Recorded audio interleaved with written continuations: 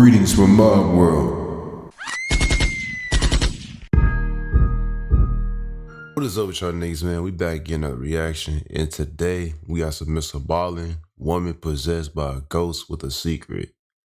Without further ado, like, comment, and subscribe. Let's jump right into it, nigga. Gang, gang. There are certain stories that legitimately just seem too strange to be true, and today's story is definitely one of those. But if you get to the end of this video, you will see that a major American educational institution fact-checked this story really aggressively, and it held up. It really happened. So go into today's very wild story with an open mind. But before we get into that story, if you're a fan of the strange, dark, and mysterious delivered in story format, then you've come to the right place because that's all we do, and we upload once a week. Yes, so sir. if that's of interest to you, please offer to read the like button in a bedtime story, but badly mispronounce every fourth word. Also, please subscribe to our channel and turn on all notifications so you don't miss any of our weekly uploads. Okay, let's get into today's story. Copyright, y'all. Can't get copyrighted, my nigga. Can't do that. Can't go through that. No. No, sir. Hell nah. At the end of December in 1984, in a little village in northern India, a young woman named Sumitra had her first child with her husband, and right away, Sumitra fell in love with her little baby boy. She had always wanted a baby, and now that she had one, she carried him with her everywhere, strapped to her chest, and anytime she had a free hand from cooking or housework, she would use it to pat his head or tickle his feet. Life was not easy for anyone in Sumitra's village, which was located just south of the Himalayan mountains along the Ganges River. Sumitra's village was very poor. People lived in mud huts with thatched roofs, they had no electricity, and basically no one had any formal education. As for Sumitra, her life was especially challenging even relative to her peers, because when she was very young, her mother died, and then her father had to go away all the time for work, and so she was left alone a lot and basically was raised by a cousin. Damn, home and alone. now, even though she was married, her husband also had to travel quite a bit for work. And so Sumitra, she lived with her husband's parents in their hut, but the reality is she wasn't nearly as close with them as she was with her own family, and her own family was nowhere nearby. And so Sumitra's life was really quite lonely, even as an adult. And so when Sumitra had her baby, it was like for the first time in her life, she didn't feel alone, and she was excited about her life. She was happy that something was finally going the way she wanted it to. But then, one day in early 1985, everything changed. That day, Sumitra, with her son attached to her chest, was walking into town to get water from the well. And as she was walking along the dirt path, she suddenly came to a stop, very rigid, and she dropped the bucket on the ground. A couple of other villagers who were nearby heard the bucket fall. They turned and looked at Sumitra, who was standing there totally rigid. And so one of these villagers, who was very concerned, walked over to Sumitra and asked her what was going on. But Sumitra, she didn't say anything. She just stood there frozen. And this concerned villager looked down at Sumitra's hands, and her fingers were bending back so hard it almost looked like they might break going in the other direction. And then this villager, before asking any more questions, looked up at Sumitra's face, and her eyes had rolled back into the back of her skull, and she had begun grinding her teeth so hard. Yeah, if I was walking down the street and I see some shit like that, I'm going the other way. I'm running the other way, bro. Hell nah, fuck that. I ain't shit. I know. Fuck all that. Obviously something is wrong with you, and I ain't got nothing to do with it. I'm out. Was making this loud cracking sound with every movement of her jaw side to side. And so this villager was totally terrified and backed up for a second, and right as they did, Sumitra's baby, who was still strapped to Sumitra's chest, began hysterically crying. And so the combination of Sumitra's baby crying and these other couple of villagers who were staring at Sumitra, who's standing there in this very grotesque pose, attracted the eyes of other nearby villagers, and soon there was a crowd of people just standing there looking at Sumitra, not sure what to do. And then, just as suddenly as Sumitra had fallen into this trance, it stopped, and Sumitra, she kind of shook her head, she fluttered her eyes, and she looked around, and then suddenly became aware that her son is hysterically crying, and also there's this crowd of people all around her. She has no idea why, and so feeling really embarrassed, but again, not knowing what's going on, Sumitra quickly picked up her water bucket, she held her son and hustled out of the crowd of people and made her way into town where she would get water. When Sumitra came back from the well and was back near her hut,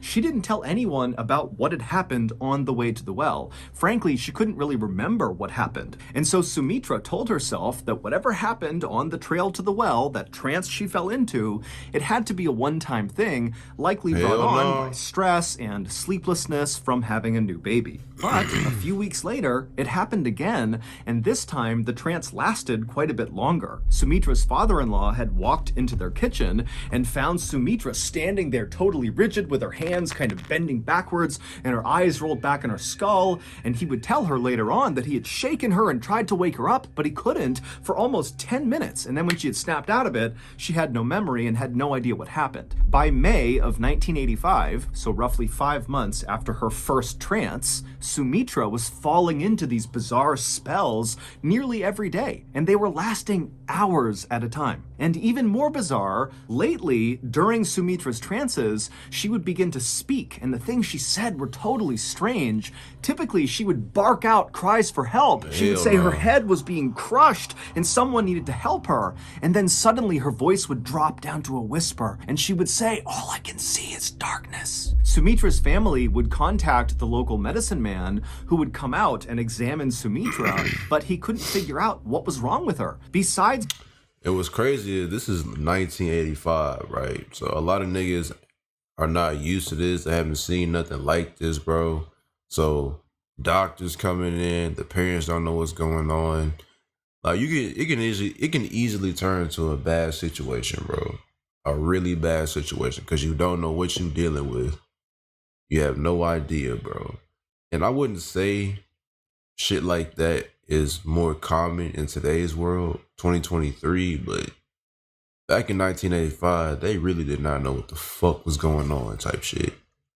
Like, I mean, all the information we have today, I mean, we can get it just like that, but back then, hell nah. For trances, there seemed to be absolutely nothing wrong with her. She was the picture of good health. And then on July 16th, 1985, so roughly 6 months into these trances, Sumitra would fall into another trance while she was cooking, and during this trance, she would speak. Except when she spoke, she was very calm, and she just said, "In 3 days, I'm going to die." By this point, Sumitra was terrified of whatever was happening to her, and she was totally exhausted, and so was her family. Sumitra had stopped caring for her son, who was now about 8 months old, because she was afraid that at any moment she could fall into a trance and accidentally hurt him. And so her mother-in-law had basically become the boy's mother, and also Sumitra's husband, who was the primary breadwinner for the family, was forced to stop traveling for work and just stay home and help out with Sumitra and his son. Finally, on July 19th, 1985, so this was the day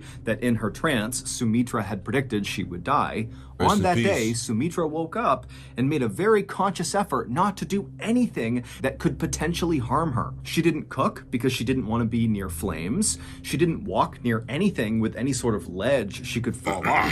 She didn't even walk downstairs for the same reason. She also kept a very safe distance from her son in order to make sure he was safe. And by late afternoon that day, Sumitra was just fine, and there was no sign that anything bad was going to happen to her, and so she and her family began to relax. As Sumitra's mother-in-law began making dinner, Sumitra decided to go outside and get some fresh air. And when she got out there, she saw one of her close friends across the road, and so she waved to her. And as her friend cheerfully began walking closer to Sumitra to say hello, Sumitra suddenly froze, her eyes went back in her skull, her hands became rigid, and she fell into one of her trances. And so this friend, like everyone else in the village, had become quite accustomed to seeing Sumitra in these trances. And so really, the friend was not that concerned when she saw Sumitra doing this, but then Sumitra began doing something in her trance that this friend... Bro, imagine like being so like numb to that shit. Like you talking to somebody and all of a sudden they eyes start rolling the back of their head. They start doing that weird shit with their arms and shit. They fucking back is about to break and shit like this. And you just like, you normal. Oh, just another day. She always does that. That shit is crazy, nigga. The fuck? Never seen before. Sumitra, who normally had her hands by her side during these trances, she began raising her hands up till they reached her forehead, and then wildly Sumitra began clawing at something right above her head, and as she did, her breathing became very loud and labored, and so this friend, feeling suddenly so concerned for Sumitra, rushed over, but when she got right next to Sumitra, there was nothing she could do. Sumitra was just clawing at the sky, breathing really heavily, and then suddenly Sumitra stopped, and she put her hands down by her side, and she went back to this rigid pose, and then out of Sumitra's mouth came this horrible, low, rattling moan sound. It was just a constant sound that came out of her, and it got deeper and deeper and deeper until Sumitra's voice kind of cracked.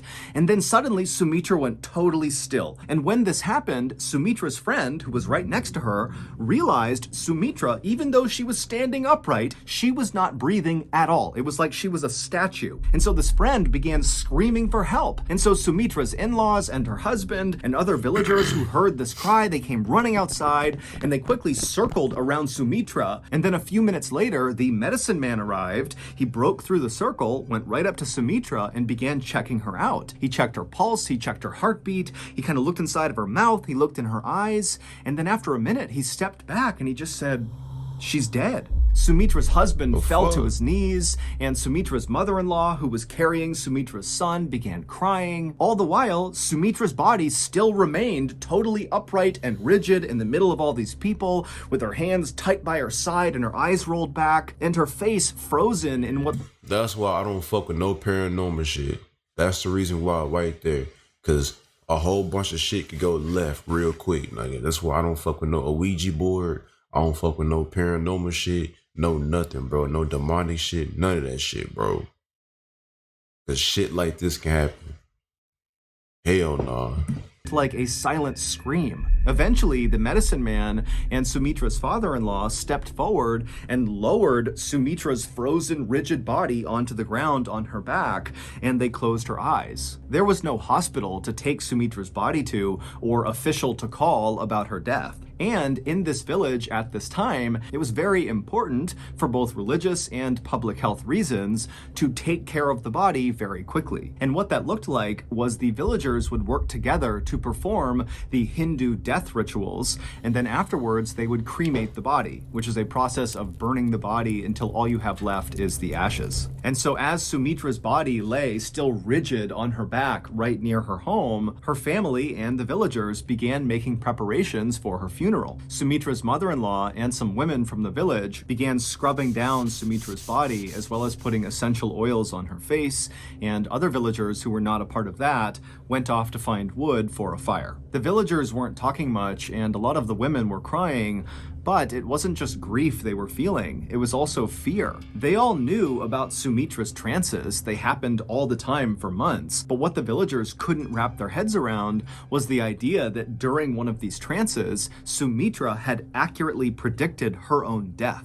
And so now the villagers couldn't help but think that dark forces were at play here, that maybe Sumitra was possessed, and now whatever had possessed her and killed her is somewhere in the village. And so that night, as the sun started to go down, normally kids would be out playing in the village, but their parents said, no, come inside, it's not safe outside. And so for the most part, the only people who were outside that night were the women who were still cleaning and prepping Sumitra's body for her funeral. And at some point, one of the women who was doing this was brushing out Sumitra's hair. And as she did that, she suddenly stopped and she backed up and screamed and pointed at Sumitra. And then the other women all around Sumitra's body, they looked over at what this person was pointing at, and they too saw it and screamed, and everyone began scrambling to try to get away from Sumitra as fast as possible. What all these terrified women were seeing was that Sumitra, her eyes were closed, but her eyes were darting left and right, so her eyelids were kind of fluttering. And then suddenly Sumitra's chest filled with air,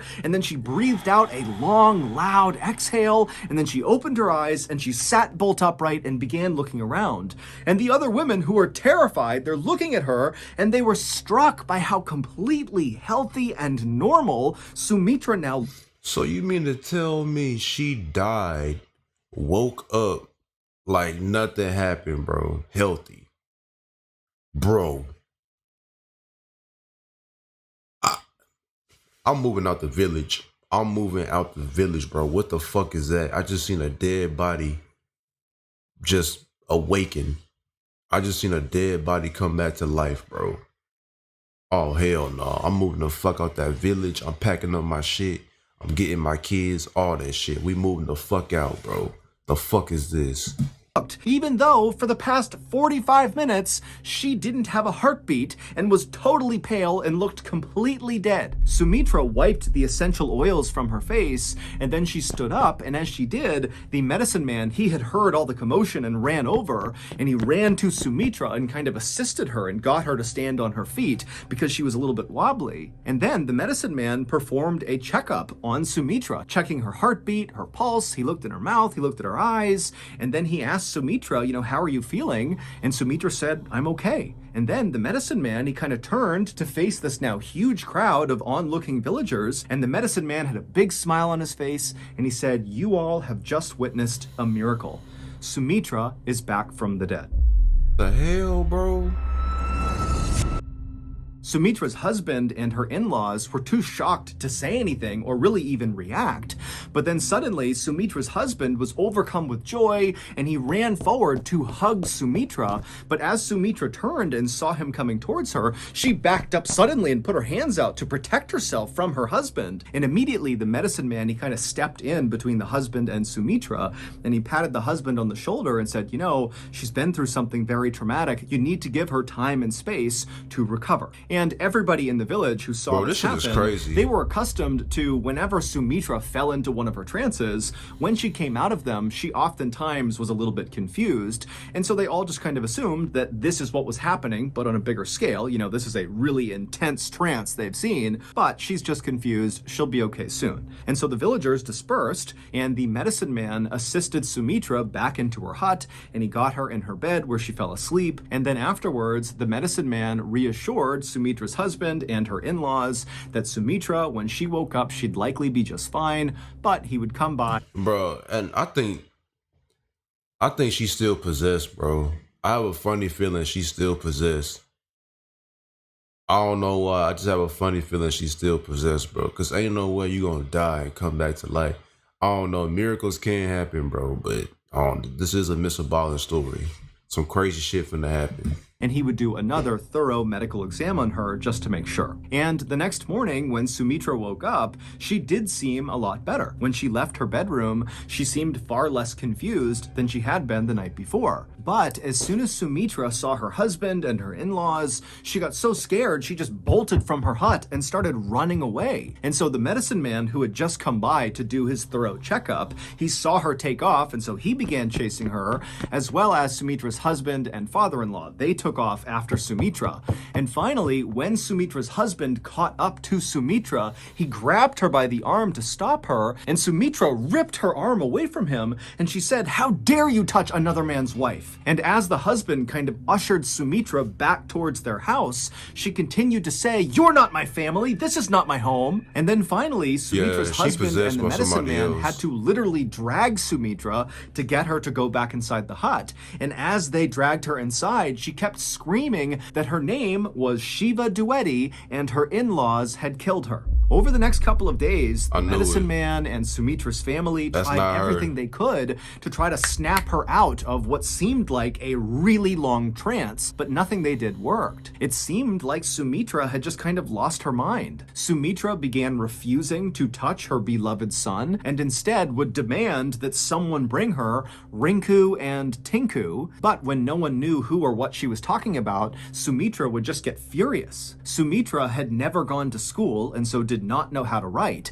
But now, suddenly, in this new trance that she was in, Sumitra would go inside of her bedroom She knows how and to write read and these write. long, totally unhinged sounding letters to total strangers, asking them to come, please take her home. And when she wasn't doing that, she was typically outside in the courtyard looking at a scar on her foot, wondering how she got it. Sumitra also began See, I knew it, bro. It was too weird, bro. Like, you mean to tell me she died, then she came back to life, but she don't. But you know, she kind of acting weird. She look, yeah. I knew she was possessed by somebody else. I knew it, bro. I fucking knew it. her sari, which is a type of dress fabric, in a new and strange way around her head. She also refused to eat off of any dishes that her family had previously used, and her voice began to sound different. It was higher pitched and much faster, and the way she spoke was always so rude. And so eventually, Sumitra's husband and her in-laws and everybody in the village just kind of resigned themselves to the fact that when Sumitra had not had a heartbeat for 45 minutes when she died, during that time, she likely suffered serious brain damage, or at a minimum, when she kind of came back from the dead, she suffered some kind of psychological break. And so that was why she was acting the way she was. And soon, people just stopped trying to break Sumitra out of this trance she was in, and instead, they all focused on just trying to keep her from running away or hurting herself. And then one day, on October 20th, 1985, so 3 months after Sumitra had died for 45 minutes, Sumitra's family heard a knock on their front door. When Sumitra's husband went to the door and opened it up, he saw there was this older gentleman standing there wearing a suit and nice shoes, standing several feet back from the door, as if he was kind of shy but felt compelled to knock on the door. Now, right off the bat, this man looked totally out of place to Sumitra's husband. Nobody in this village wore suits or nice shoes. In fact, most people, including Sumitra and her family, didn't even wear shoes. But even stranger than what this man was wearing was what he was clutching against his chest. He had this huge leather-bound book with gold trim around the edges that he was holding onto very tightly as if it was very important. And so finally, this strange man, who was visibly nervous and rocking back and forth, began to speak. But his voice was so low, Sumitra's husband had to lean forward just to hear him. The man said his name was Ram Tripathi, and he wanted to know if there was a young woman living in this home who had recently begun acting differently. Sumitra's husband had no idea who Ram Tripathi was. He didn't know this guy. He certainly didn't know where he came from. But what was going through his head was, how is this stranger who's dressed in a funny way, who's got this weird book, how is he aware of the issues my wife is having? And so after a long pause, Sumitra's husband just kind of looks Ram Tripathi up and down a couple of times and then says, wait right here, I'll be right back. And then Sumitra's husband turned around, he walked through the hut into Sumitra's bedroom, and kind of matter-of-factly, he said to Sumitra, who was sitting there writing another letter, that there's a strange man outside named Ram Tripathi, and he's asking about you. Sumitra's husband expected Sumitra to just turn and look at him with a blank stare like she had been doing the last few days. But this time she turned and looked up at him with a huge smile on her face. She know him. And then she leapt up and ran to the front door and leapt into the arms of Ram Tripathi. And Ram Tripathi, he was kind of taken aback, still holding his book, not really reacting to what Sumitra was doing. And at some point, Sumitra leans in and whispers something into Ram Tripathi's ear. And Ram Tripathi, he reacted to it very negatively. He kind of looked up at her and looked over at Sumitra's husband like something was wrong. But Sumitra's husband couldn't tell what Sumitra had said, and so the whole situation made no sense to Sumitra's husband, and apparently it also made no sense to Ram Tripathi. And so pretty quickly, Ram Tripathi kind of pushed Sumitra off of him and took a few steps back and looked at Sumitra and said, "What's your name?" And Sumitra is now looking at Ram Tripathi with a look of anger and betrayal on her face. This is weird, bro. And she says, "My name is Shiva Dwivedi." Ram Tripathi, after hearing this, did not respond, and instead just kind of gestured over to a low wall just outside of their house for he and Sumitra to go sit down on. And so he walked over, and Sumitra followed him. They sat down, and Sumitra's husband, he walked over,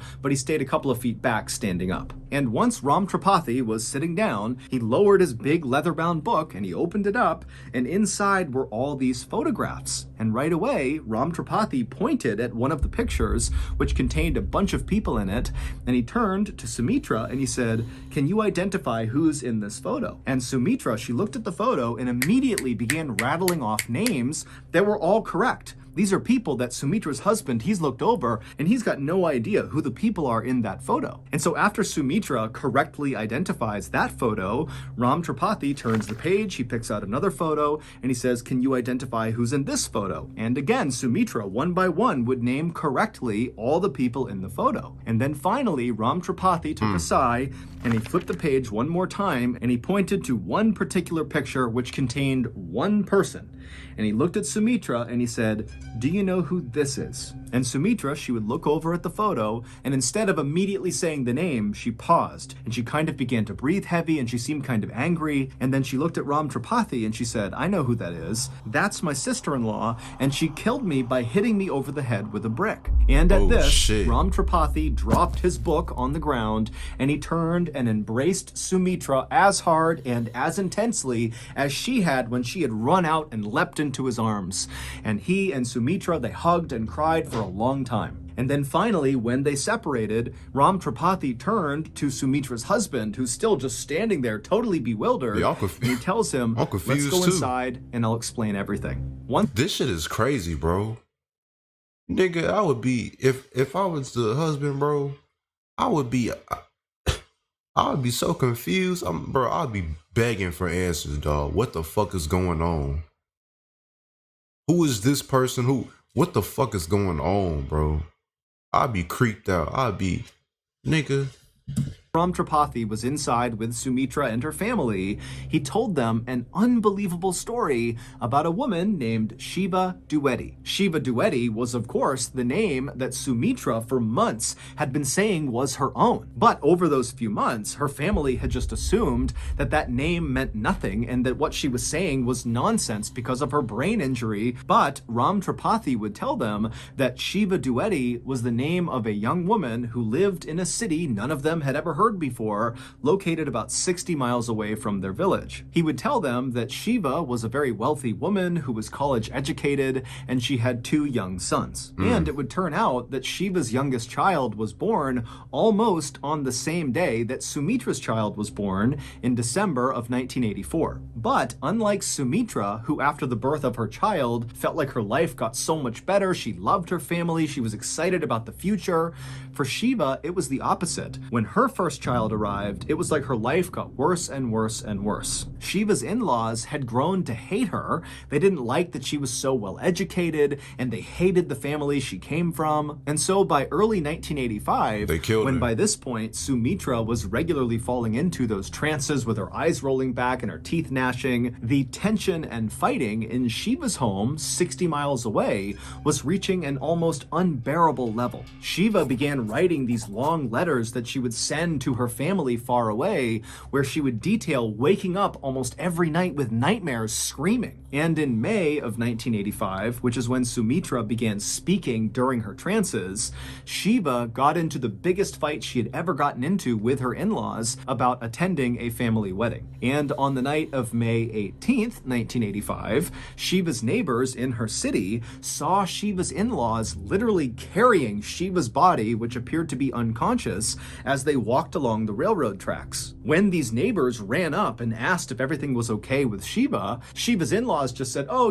she's sick and we're taking her to the hospital." Now, it was nighttime, there were no lights around, and so it was really dark, and these neighbors couldn't get a good look at Shiva to see, what was going on with her. And so even though they thought this was very strange, they decided not to say anything. The next morning, Shiva's dead body was found lying on the train tracks right near the train station. And so someone raised the alarm, and before long, Shiva's uncle and sister ran to the train station, and when they got there and saw Shiva on the tracks, they also saw Shiva's in-laws were already there. And when they spoke to Shiva's in-laws, they told the uncle and the sister that it looks like Shiva must have jumped in front of a train to commit suicide.